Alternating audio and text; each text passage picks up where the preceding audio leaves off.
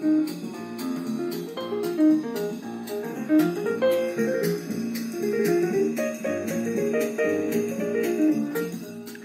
following is a Comfortably Zoned Radio Network production.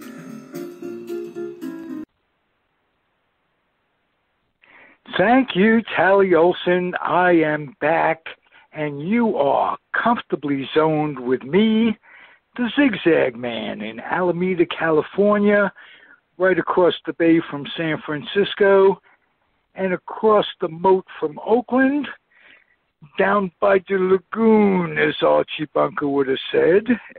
Everything in Alameda is down by the lagoon. Lagoons run rampant through our little abode. I'm going to ask my guest, who is among the most interesting people in the world, on the planet. Those are the guests that I choose to have on, especially repeatedly. Steven Goldleaf, what's unusual about your Hamlet? Well, we're not having a hurricane right now. I'm in South Florida, and okay. Right now it's just a nice sunny day, and we're staying indoors, comfortably zoned here too. We're all right. Socially, what was the adjustment like in moving to Florida? I mean, total upheaval of your life, retirement, so to speak. What was that about? Well, I've been living in both places for about 7 years, and I've been down here during the springtime when it's frozen solid up in New York, and I've been teaching online. And my online teaching has about another 5 days to go, and then I will be retired. So it's been a slow transition. In a sense, you could say it's been 7 years in transferring completely out of New York to completely down here. I hope it was as smooth as it sounds, because that sounds like a great way of doing it for folks to consider.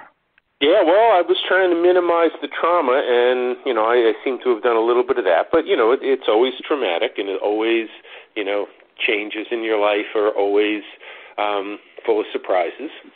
Hey, don't we know it now more than ever in our lifetimes with the current situation, the way it is? How do you keep yourself safe, really?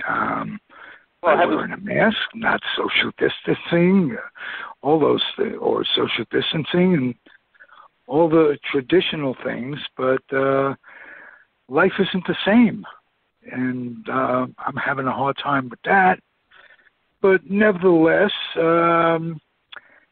let's talk about, let me introduce you for a second. You work with Bill James.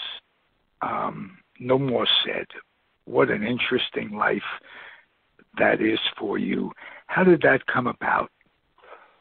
Well, I've been sort of writing for Bill for a while. I wrote an article on the Mets for his 1985 baseball abstract, which is basically how he got started and how he got to be known as the guru of sabermetrics. And I think that was with a beige cover, if I'm not mistaken. I think you're right. Although, actually, let me see. I think I've got a copy of it right here. Maybe gray with the circle in the middle. Oh, brownish, light brown. Yeah, well, these have a bunch of different covers. Actually, I think what I did was I wrote in 1985 to him, and it was published in the 1986 baseball abstract, which was a red cover to it. But what happened was that I was writing about an article he had written in the 1985 abstract that somebody ought to do a study of all of these third basemen who had been made out of guys who were outfielders. In other words, they were trying to move people from the outfield to the infield, and he said, gee, somebody should study how this has happened over baseball history, whether these have worked out, whether these have been colossal disasters. So right. I just put him in a long piece, and my version of that had to do with Jim Hickman, who was a teammate of Al Jackson, who we're going to talk about in a little bit, I think. But yes, we are. Jim Hickman had been an outfielder, and the Mets tried making a third baseman out of him, and it was an utter disaster. He was not a third baseman. He wasn't really much of an outfielder either. And that was one of about maybe 30 outfield to third base conversions that I'd studied since the year 1900, and I wrote it up. So I just wrote him a letter, a long letter, and he published it. And he and I have kept in touch over the years, and he offered me a chance to write a regular column, which I call Thrown from a Moving Vehicle. And that's because I had been driving with my brother on the Taconic Parkway to upstate New York, and he had as much as he could take of me telling him my ideas about baseball, and he said that if I uttered another word about 1960s baseball, he was going to throw me out of the car, which was not smart because I was driving at the time. It wouldn't have been a good deal for both teams, let's put it that way. It wouldn't have worked out for either of us. But I enjoyed just tossing out these kind of nutty ideas that I have from time to time. You're on the right podcast, because I'm with you, as you know, all the way in terms of that. Let's talk about Jim Hickman for a second. In 1969, he was with the Cubs, and he helped them contend. He was turned into a pretty decent ball player, had a decent career, given that it was an inauspicious start with those early Mets. Let's put it that way. But you're right, not a great ball player. No, but I mean, he actually had one of the most anomalous years anybody had ever had. I think his 1970, I mean, he was in the Cubs in 69, but the next year, I think, he had like an all-star year. I think he was the guy who drove Pete Rose home in the all-star game that year, and Rose crashed into Ray Fosse, if I'm not mistaken. Whoa. Now that's some trivia. I mean, I'm not even thinking about throwing you out of a moving vehicle because you interest me. So that's some great trivia. But Hickman was solid for the Cubs in 69, I remember. Or at least he plays well on my sim leagues when I try to recreate those years. It's funny, the Mets don't play very well in sim league, historically, in sim league ball. They play better in the 62 season than they were, but in their championship years, they don't do very well because sim leagues don't take into account intangibles and humanity. And as pure numbers don't take in the account of those. What credence do you play to that in your writing? Well, it's funny. I'm actually reviewing a brand new book right now. I'm almost done with them. It's going to be published, I think, maybe this afternoon or tomorrow, called Intangibles. And it's by a woman who covered the San Francisco Giants for a while and had been, I think, their press relations person for the last decade or so, a woman named Joan Ryan. Yes, she is married to another sports writer in the Bay Area whose name escapes me. She is an absolute maven. Yeah, well, she's great, and this book is all about what you were just talking about, which is, what makes teams succeed beyond the numbers, and what is team chemistry consist of. And she's writing this whole thesis that has to do with scientists, biologists, psychologists, neurologists, who are coming up with these theories about what makes a team cohere and what makes a team drive itself apart. And a lot of her examples are actually from the San Francisco area, because she'd been associated with the two teams out there for a long time. So her interesting chapters, I think, the ones I'm writing about, have to do with her extensive interviews with Barry Bonds and Jeff Kent, and with some of the Oakland A's from the 70s, who were, not really considered to be team chemistry kind of guys. They were basically, out to use each other as punching bags. And nonetheless... the ones in the 70s on that little mini dynasty from 72 to 74, where they won 3 championships, coupled with years before and years after where they did very well, was incredibly interesting. There was no team chemistry whatsoever. The team chemistry was, I hate Charlie Finley, and so do you. And that's what it revolved around. That you've got it almost to a T there. Actually, and I just reviewed maybe a couple of months ago a book about those A's called Dynastic, Bombastic, Fantastic by a guy named Jason Turbo.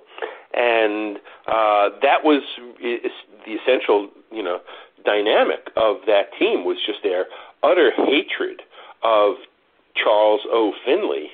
And my conclusion was that, and I wrote this in my review, that I actually felt that after I read this book that Finley was actually clinically insane, that he was just driven to belittle and humiliate his employees, and anything else was just a bonus to him. But he was in it for the pleasure of making people feel terrible about themselves. And an example that I didn't know about before I read this book was the job that he did on Vida Blue to essentially denigrate him after he had that great rookie year. Right. And he just refused to treat him like a human being, and actually refused to let him join the team until the season was partway over. And that was what Finley enjoyed, was just humiliating Vida Blue and essentially wrecking the start of his career. Wrecking the start of it and really contributing to his woes along the way. He put a mindset of bitterness into a joyful guy. He was Mark Fidrich-like in terms of pure innocence before. Tell you what Finley did. He wanted to have him rename himself to True Blue. Maybe that was with Odom. I'm sorry. No, that was with Vida. He did that. He did that with a lot of people. I mean, Catfish Hunter wasn't really called Catfish Hunter, right? He was just right. Jim Hunter.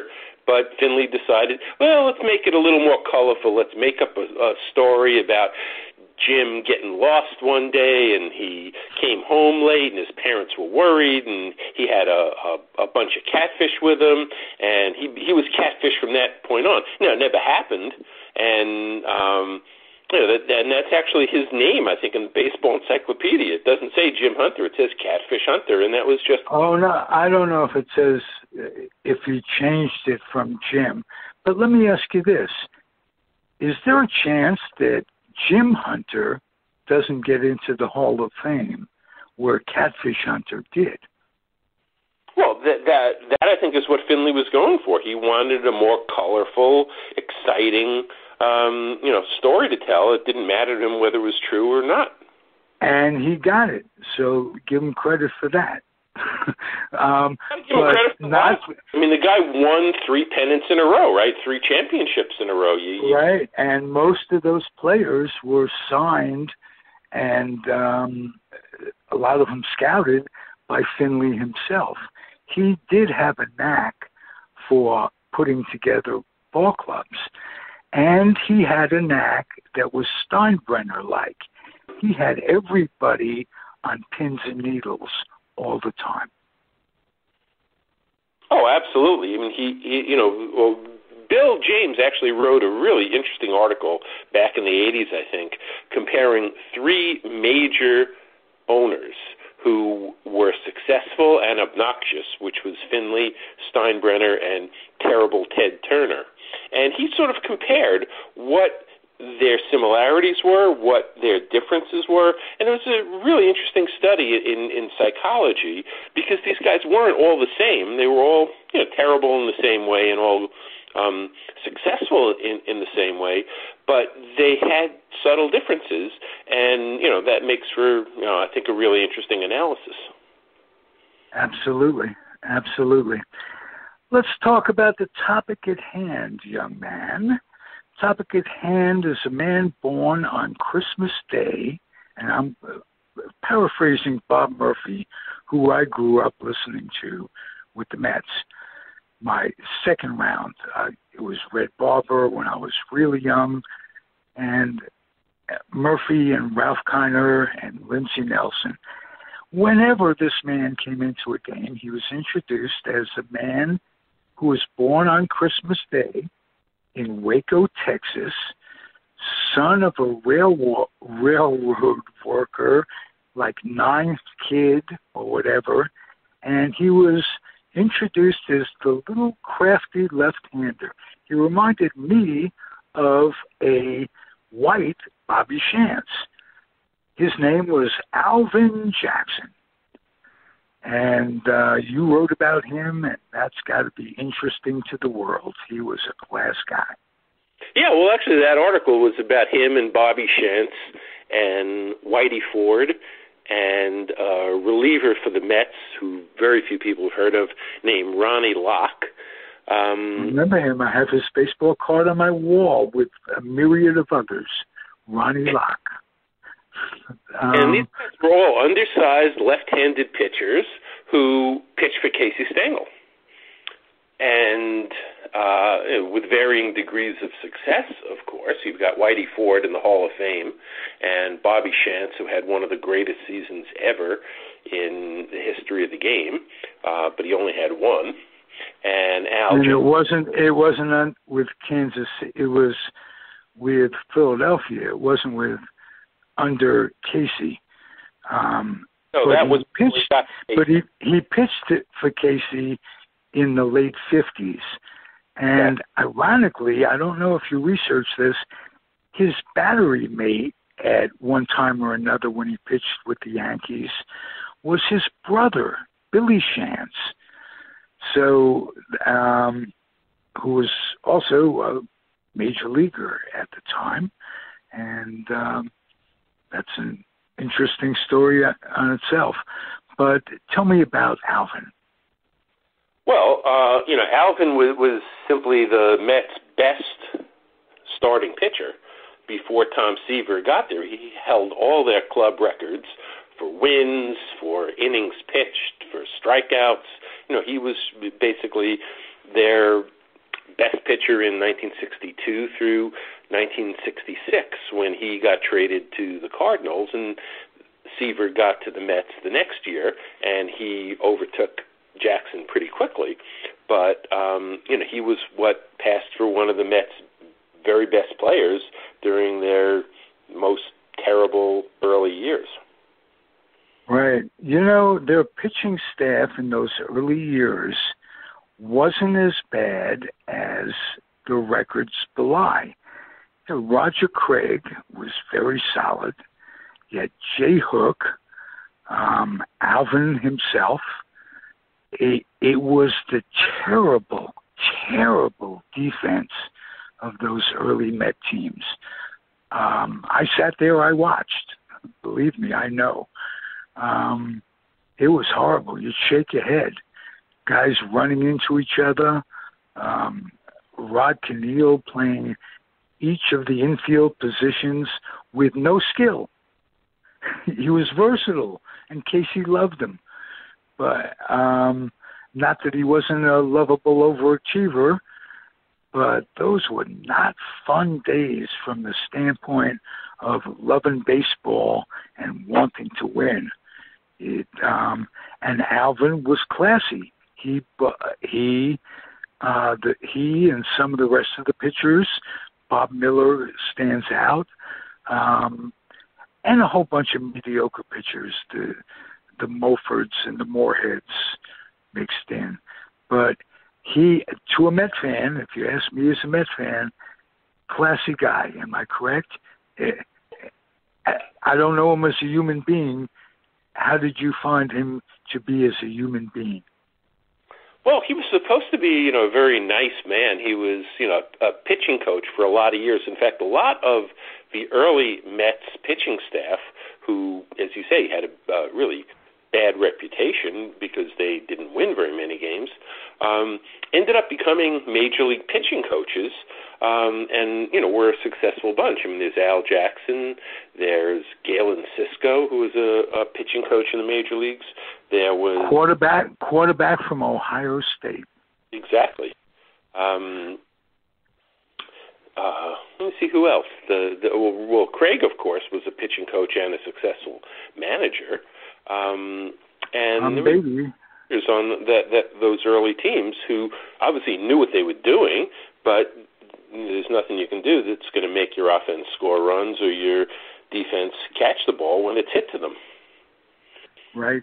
Jackson was supposedly a very nice man, a communicator. Not many people know that Jackson was actually a part of the '69 team until June, and he got traded away, and that was pretty much the end of his career. But he played for the team during their successful years.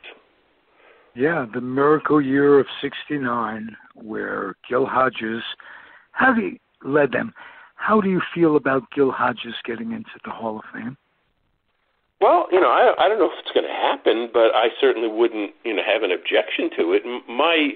I think my main problem with Hodges in the Hall of Fame is I think he falls a hair short for his playing career because he's just slightly behind other comparable figures like Tony Perez or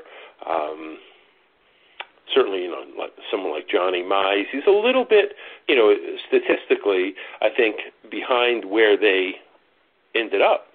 But what's not taken into account in his favor, and I think it should be, is his managerial career and his general contributions that are what we might refer to as intangibles, that he was a great ambassador for the game. He was a gentleman. He was, one of the things I think that speaks mostly to Gil Hodges' character is the incident in the 1969 World Series where Cleon Jones got hit on the shoe with a pitched ball, and Hodges did something that I don't think you see very often ever, which is that he managed to persuade the umpire, an American League umpire who he'd worked with named Lou DeMuro. He convinced the umpire that although he'd called the pitch from Dave McNally a wild pitch that just bounced in the dirt, he showed him the smudge of shoe polish on the ball, spoke to him quietly for a minute or two, and got him to allow Jones to take first base, and then Don Clendenin hit a tremendous home run that turned that game around. And what's spectacular about that one incident is how it stood out in contrast to Earl Weaver, who was the Orioles manager in the opposite dugout, who got himself thrown out of the game in that World Series, and who basically made a profession out of being abusive and nasty and loud and really just never got off the umpire's case. And you just contrast the way the two men conducted themselves, and you have to think that Gil earned that little bit of persuasiveness by the fact that he treated the umpires like gentlemen, and he didn't complain about nothing. He, came out there when he had an actual case to be made. And I think that was, one unsung factor that turned that World Series around. And you would think that would get him into the Hall of Fame, but instead, it was Earl Weaver who served on the Old Timers Committee that deliberately kept Hodges off of a Hall of Fame voting because of his memories of being shown up, quote, shown up by the man. So it's ironic. It really shows the kind of person he was doubly, because he retaliated years later. As a matter of fact, I think Hodges had already been deceased when they were talking about this. So for him not to have just, said, well, put him in, for crying out loud, that's terrible. It really is a funny thing, though, if you consider it, that they actually have some regulation that says that you are not to consider in your vote anything other than what the person did in each separate role. So in other words, somebody who has, like Hodges, an nearly Hall of Fame record as a player, and some people would argue credibly that he has a Hall of Fame record as a player, but if he falls a little bit short as a player and a little bit short as a manager, and you can't consider the two roles put together, you either have to induct... Well, I think now you can vis-a-vis Joe Torre. Well, no, actually, Torre was inducted as a manager.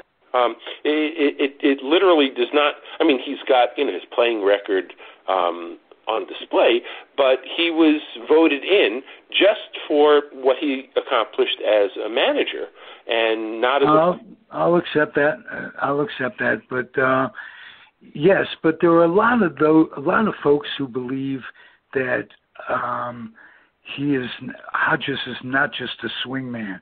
He is clearly. Remember, he held the record for RBIs when he retired by a first baseman or whatever. He was, and then again, he played in a bandbox.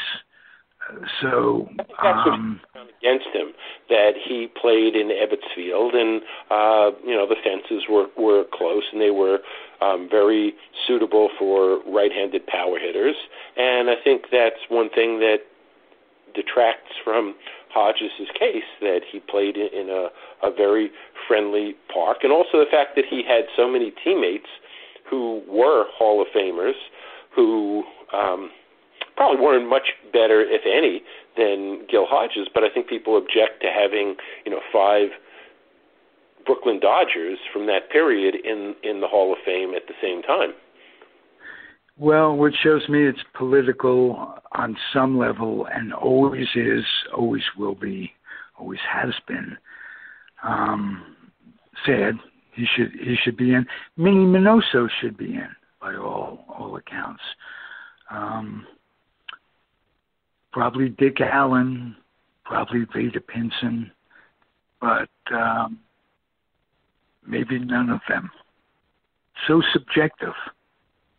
Yeah, and like you're saying, Ralph, it just depends, I think, on how many people you want to be in the Hall of Fame. You could have 200 in the Hall of Fame. You could have 500 in the Hall of Fame, and all you have to do is just expand your standards. And if you expand them just a little bit, Hodges and Pinson and Minnie Minoso and Louis Tiant and Tony Oliva and everybody you named, they qualify. Right. If you just no question. It's a little bit wider. There's another factor, too. It's a museum, and when induction time comes, if a player is from New York or Chicago or whatever, they seem to draw more no matter what. And that's been said to have an influence on the voters. I don't know how true that is, but... Cooperstown? Pardon? Have you ever been to Cooperstown? Sadly, I haven't. One of my big regrets. Plan to be. It's on my bucket list. If I had a bucket list. Yeah, well, it's a really great experience. I mean, I've been there so many times that I can't even recount. But I used to live around an hour's drive away, and I would drive my kids to the Baseball Hall of Fame. I would, at one point I thought about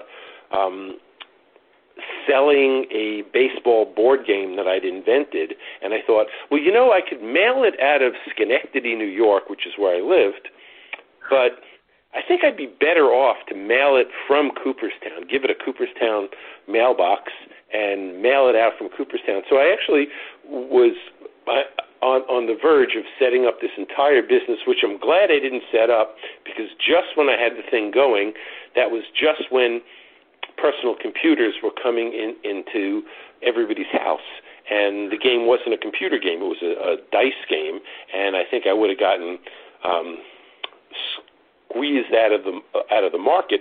But that was actually an idea I had, where I would drive into Cooperstown, 3 times a week to pick up. Get a post office box, right? What's that? Yeah, exactly. Exactly.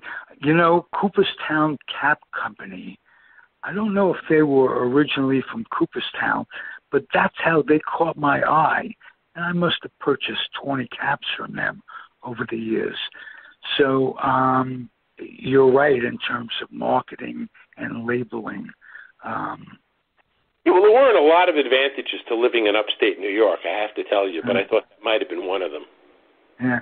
Stephen, I love games like that, sim games. I still play baseball mogul. I have a league that I've kept going, a personal league with myself that I've kept going for like 9-10 years now. Quickly, I'll give you the teams in my league. The 55 Giants, 55 Dodgers, 54 Giants, 61 Yankees, 53 Yankees, and 54 Giants, and 62 Giants. So I've got the Dodgers of 62 and 55, 63 and 55, and the Giants of 62 and 54. Yankees of 53 and 61. 6 teams. But the only teams I really cared about, was curious about as a kid. And I played them over and over again. You name that, but, I'd made up a small league myself to just sort of get this game off the ground. And I found that I personally could not make up teams that had overlapping players. So if you have the 54 Giants and the 62 Giants, then what you'd have is Willie Mays flying out to Willie Mays sometimes. And I said, well, that's just, that just goes against my idea of logic. So I spaced these teams out so that there would be literally no overlap. Every team had distinct players on it. And so I had to make them a little bit more widely spaced than you had them. But it was basically the same idea. And some of the basically things. I just want to go Willie. Willie's up. Come on, Willie. Just say every time he's up, come on, Willie. Love saying that. That's all. Could even be McCovey sometimes. Come on, McCovey. Come on, Willie. Sounds good. Or better this. How about Arriba, when Cepeda got up. I say that every time. Arriba. It's funny, I just wrote an article, I think it's the current article at the top of Bill James' list, about the 1962 series where McCovey ended it by lining out to Bobby Richardson. And what I was speculating on was that if the ball had gotten past Richardson, the Giants would have won the 62 series. and not the Yankees. And Ralph Terry's reputation for pitching in the clutch would have been the lowest reputation that anybody had ever had because, of course, he was the man who Mazeroski, yes. Hit the home run off in 1960. And just for, just the smallest difference in where McCovey's ball ended up, and that would have been Ralph Terry's, second blown lead in the ninth inning of the seventh game of a World Series. And I don't think his reputation would have recovered from that. It would have been Branca-like. He would have had to buy it on two different levels. But Branca bought it where he gave up that historic home run to Bobby Thompson. But then it was found out that this lifetime Catholic Italian was in fact really Jewish. Ralph Branca. Because of that article, there was an article in the Wall Street Journal saying that the Giants had cheated. It was made into a book. And it come to find out that Branca was Jewish. His mother was Jewish, didn't tell anybody all those years.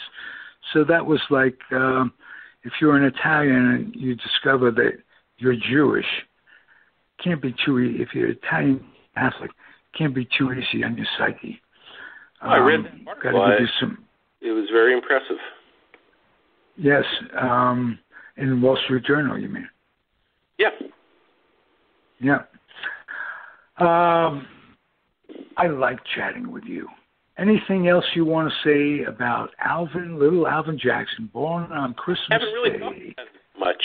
But, yeah, he and Rickey Henderson are the two most famous Mets, certainly born on Christmas Day. And, Alvin was I just think, a really unfortunate... Two totally different characters than Rickey Henderson, Alvin Jackson. They were just personality, not alike. Neither of them were bad people. I didn't mean it that way. But Rick was egocentric, and Alvin was very humble. He was that. And as I was saying, I think he was also one of the unluckiest players ever to play the game because he got, traded around a lot. And, he seemed to miss a lot of the big years.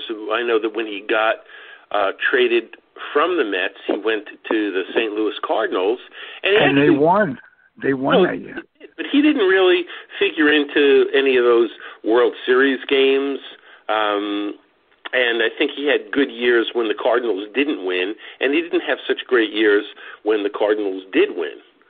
So he was just a marginal figure on the pennant-winning teams, but he was actually a pretty good pitcher for the Cardinals once he had a good defense and a good batting order behind him. No question.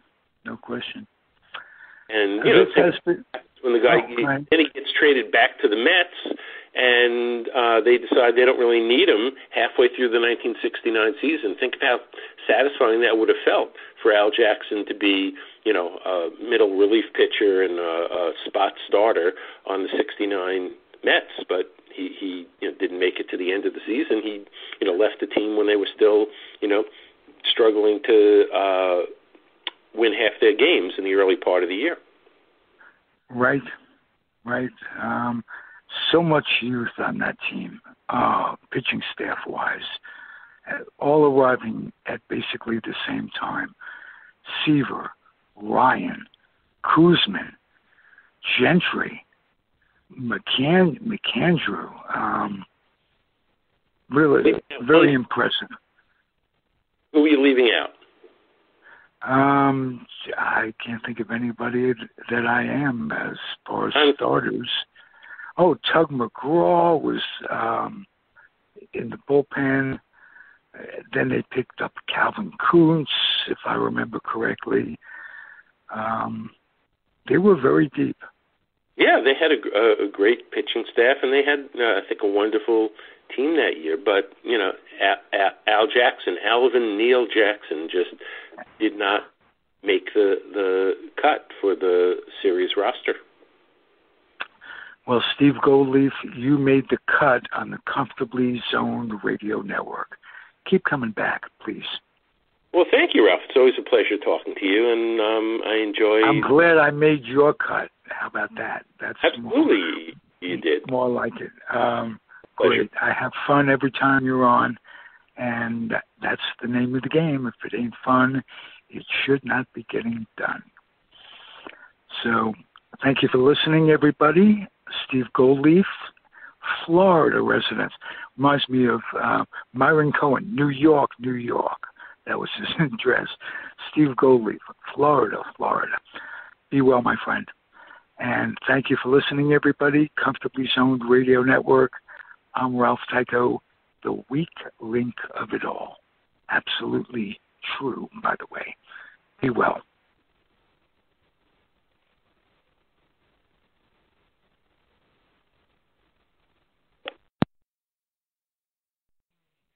The proceeding has been a Comfortably Zoned Network production. You are advised to keep your dreams wet, your humor dry, your children and grandchildren out of military recruiting offices and off the laps of clerics who wear dresses. Thank you for listening, everyone. Happy trails.